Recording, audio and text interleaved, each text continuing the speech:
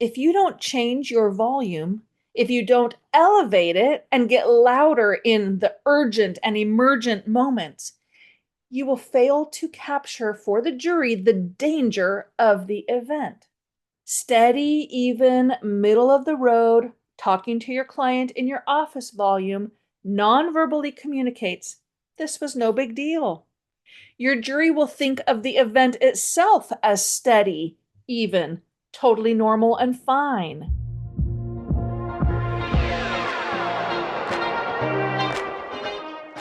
Welcome to the Foster Your Voice podcast with me, Christy Foster. After a 30-year career in music and theater, I never imagined I'd be coaching trial attorneys. But once I entered your world, I quickly realized how critical and underutilized voice is in the courtroom. The truth is, you don't win trials with brute strength. You win with your voice. I'll give you tools to unlock your voice so you can communicate not just with purpose, but on purpose. If you want quick action tips to help you stay calm and in control, keep jurors engaged, and inspire your listeners to action, all through the power of your voice, you're in the right place. I'm Christy Foster, and I'm here to help you foster your voice. Hello, Foster fam. Starting to get a little ornate in my greetings, or as we say in my family, oh, now you're just getting fancy. So yes, we're fancy today. Why? Because I finished my taxes. Every year, I think I'm going to get them done first week of February. But no, every year I'm just right at the deadline.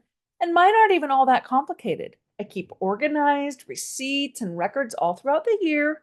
They're simple enough that I can do them myself. I have an accountant, but he's more of an advisor who helps me know how to plan, but I do them all myself. Anyway, I'm done. I hope you are too. The cool thing, though, if there is going to be a cool thing about doing your taxes, is that it gives me a chance to reflect on the previous year because I go through all my receipts. So I get to remember the fun dinner I had with a friend, or a show that I saw, or a trip that I took. But my receipts also tell a story of how I invested in myself. I see the fast food receipts from when I was on the go or decided to stray from the plan I had made for that day. Last year, apparently, is when I discovered how delicious KFC biscuits are. I'm not sure why you had to gatekeep that or why it took me till I was 51 to find out, but here we are. So, yeah, there were a fair amount of those stories being told, but less than the year before. So, yay, I'll take it.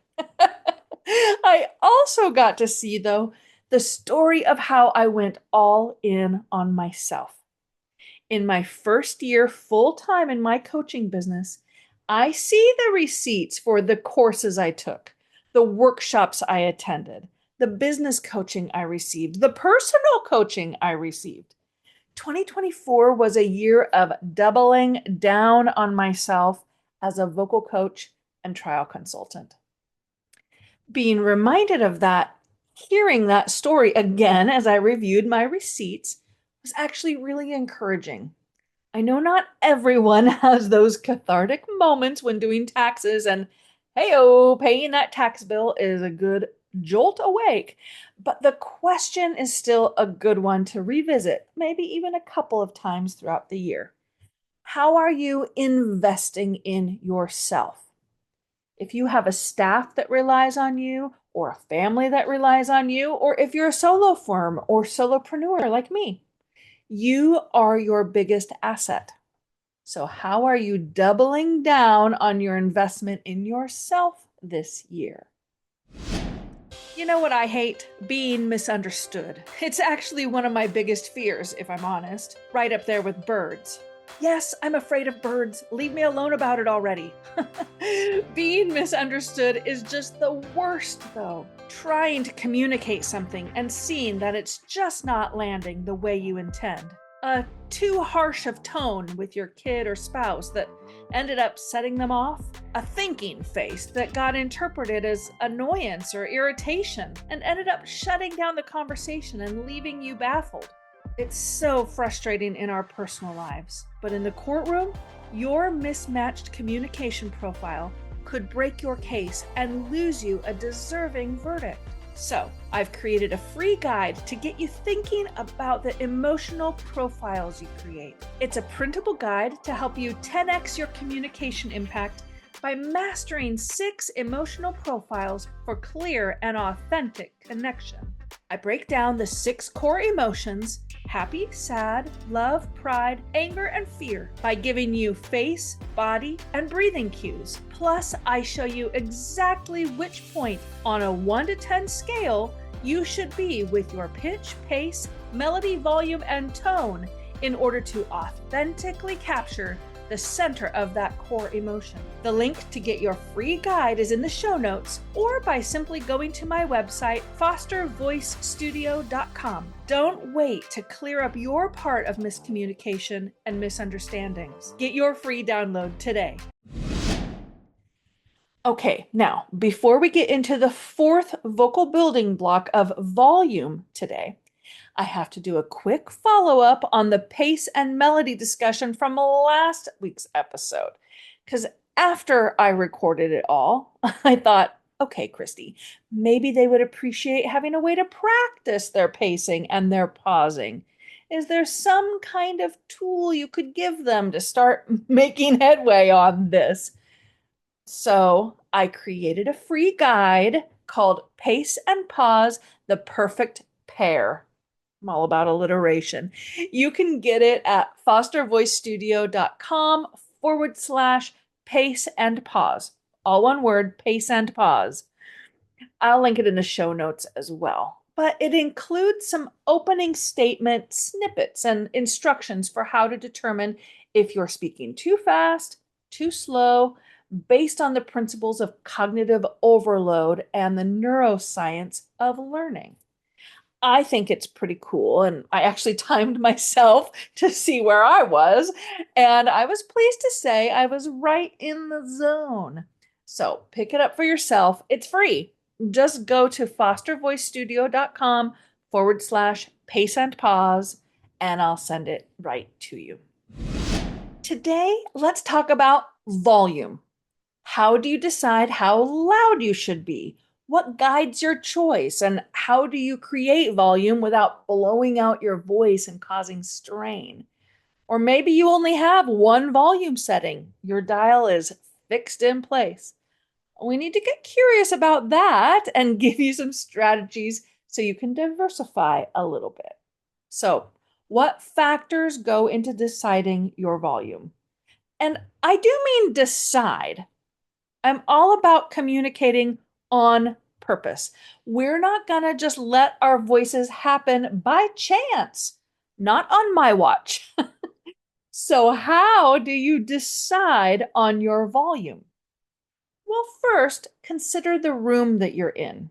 The bigger the room, the louder you need to be in order to project and make sure everyone can hear you. Think about how you speak to a coworker or a client in your office. Okay, that's a nice even, medium, let's say a 5 on a scale of 1 to 10. Normal voice. Now think about taking that same conversation to your car. Even though you maintained a totally appropriate volume in your office, suddenly taking that same volume into your car might be too loud, right? A smaller, more closed-in space doesn't require as much volume. But now let's reverse that. Take that more individualized conversation from the car and now put yourself in the courtroom. Too soft, right? It's still the right volume to talk to your co-counsel or aide at your same table, but not loud enough to project to the judge, to the court reporter, or to the jury. Which then takes us to the second factor, proximity. So you need to speak louder in bigger spaces, but as you move closer to the jury, you need to adjust. The closer you get, the softer you can go. Otherwise, they're going to feel like you're shouting at them and be maybe alarmed or defensive. So, being in the courtroom requires some nuance. You don't want the jury to think you're yelling at them, but you still need to speak loud enough for the court reporter to hear you, even if your back is to them. It's harder for people to hear you when they can't see your face. So keep that in mind too. I sat in on a trial at my local courthouse not too long ago and not too far from here. And the court reporter had to keep asking counsel to repeat themselves. They just weren't talking loud enough for the space they were in, and they were talking too fast. They could have just used my free pace and pause guide, just saying. But I felt so bad for them because they were letting their inattention or maybe their inability to adjust their volume get in the way of their flow and their rhythm. You know how important that is. They had a hard time driving a point home and getting momentum because they kept getting interrupted and asked to repeat themselves. I just died 1,000 deaths for them and with them. So, the size of room you're in, the proximity to, and the direction you are to your audience, those are two determining factors. But a third factor is your content, and maybe more on the nose, your intention for your content. When you're telling your client's story, if you don't change your volume, if you don't elevate it and get louder in the urgent and emergent moments, you will fail to capture for the jury the danger of the event. Steady, even, middle of the road, talking to your client in your office volume non-verbally communicates this was no big deal. Your jury will think of the event itself as steady, even, totally normal and fine. Now, you don't need to whip them up into a frenzy either. You just need to accurately represent the critical moment of impact. You need to capture the crash, the fall, the chaos, the out of control moment. And you do that with volume. It's not just louds, but softs too. Volume is dynamic. When you keep it static, without adjustment, steady as you go, you will not successfully give the jury permission to feel for your client. You'll accidentally downplay the event that brought you and them to the courtroom and dismiss or invalidate their inclination to sympathize with your client. So, how do you create and control volume without causing muscle strain or feeling out of control yourself? Have you ever experienced that feeling of talking too loud and getting that cold, scratchy feeling in your throat? Well, what happens immediately after that? The brain senses vocal trauma and says, aha, I will save you. I will send phlegm to lubricate and soothe the affected areas. Great. Thanks so much, brain. Because now you're dealing with constantly clearing your throat to deal with the phlegm issue, and your nervous system is caught in this difficult cycle that just won't stop. So let's avoid that when we can, okay? Instead, the controller for the volume pedal is your breath. How you breathe, how you use your breath, more importantly, will determine how loud you can go without straining and without compromising control of your nervous system. So let's do a little breath review, or maybe this will be new to you, in which case, yay, I'm excited for you. So there are two types of breathing for communication: compressive and expressive. Compressive and expressive. When you speak at a lower volume, you compress your air and you dole it out evenly. If you didn't, you would just be collapsing on yourself and losing vocal clarity through breathiness. And that doesn't work, right? But if you talk soft without whispering and without being breathy, but by keeping your abs engaged and managing a steady stream of air, when you talk soft and compress your air, you can actually talk for quite a while without needing to refuel. Okay, I just now took a new breath. Now, you don't want to just ramble on without pausing. I paused a little bit, but you don't need to pause in order to rebreathe. You just need to pause then for clarity and comprehension. On the flip side, as you increase your volume, you begin to express your air. Use more breath to get louder. Typically, you're not going to sustain extreme louds for long. Again, louder volume is really useful for urgent or emergent situations or in your story, or you become impassioned in order to drive a point home. The truck driver didn't see the stop sign, so he proceeded into traffic and crash. Miss Johnson slammed into the side of the tractor trailer, getting wedged underneath. There was no way she could stop in time. Hear how you can effectively use volume for bursts of energy. Can you feel the urgency of the moment? Can you picture it in your mind, watching it all play out like a movie?